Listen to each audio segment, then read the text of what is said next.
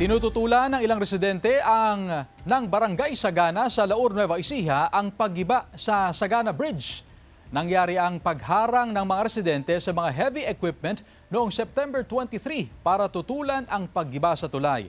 Nangangamba raw ang mga residente na wala silang madaanan, lalo na ang mga estudyante kapag nasira ang ginawang detour road. Ayon sa Nueva Ecija DPWH 2nd District Engineering Office, nauna nang isinara at ipinagbawal ang pagdaan ng malalaking truck sa Sagana Bridge noong 2022 dahil nakitaan ng sira at mga bitak ang ibabaw ng tulay at mga poste nito. Base naman sa record ng DPWH, 1970 pa ginawa ang Sagana Bridge at wala pang masyadong malalaki at mabibigat na sasakyan ang dumaadaan dito. Dahil sa pagkasira ng tulay, apektado ang biyahe ng mga motoristang patungo sa ilang bayan sa Aurora. Ngayong 2025, naglaan ng pondo ang pamahalaan para sa tulay na sana'y inumpisahan noong September 23 at matatapos sa February 2026.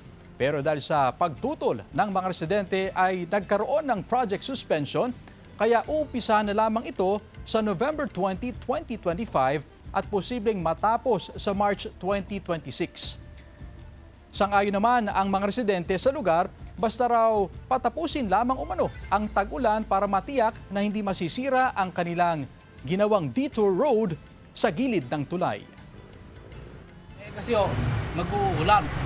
Pag lumalim yung sapat, nasira yung ito, tibag na yung tulay, saan dadaan yung mga tao? Kung magtatagarot, ala ng bagyo, ala ng ulan-ulan, titirin, payag na ho. Siyempre, gusto rin namin maayos yung tulay.